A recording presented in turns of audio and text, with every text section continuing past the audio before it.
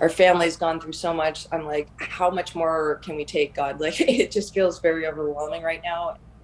New at 4, the family of a slain San Diego police officer has been dealt another blow. Officer Jeremy Henwood was shot and killed back in 2011. The life insurance money he left his parents, along with their life savings, now allegedly stolen by a financial advisor.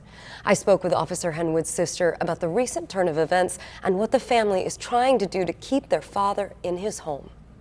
He was about 10 years older than me, so in many ways, kind of like a second father to me and not just a brother. That's how Emily Henwood remembers her brother Jeremy. The SDPD officer and U.S. Marine was killed while sitting in his patrol car on August 6, 2011. Investigators say the suspect pretended to have car trouble before shooting Henwood in the head. That suspect was later killed in a shootout with police. To me, he was, to all of us, he was a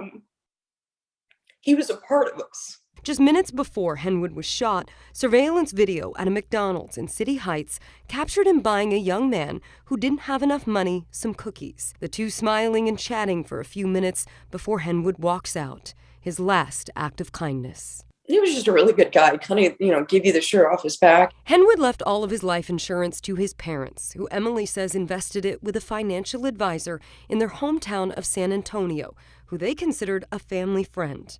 But now the money, along with their life savings, is gone. The advisor under investigation, accused of misappropriating the Henwood's money and countless other clients. I remember him looking at my parents in the eyes, especially my poor mother, when they were bawling their eyes out about their dead son, and me, my brother, and he was like, don't worry, I'm gonna protect this money. To add to the difficulty, Emily's mother passed away unexpectedly earlier this year. Our family's gone through so much. I'm like, how much more can we take, God? It just feels very overwhelming right now. Emily says she and her other family members are now left wondering exactly how to help their dad stay in his home and pay his living expenses. She started a GoFundMe in hopes of raising enough to at least get her father back on solid financial ground and honor her brother's wishes. Someone killed my brother, and then another person stole his life insurance. Our trust in humanity has been shaken, and I would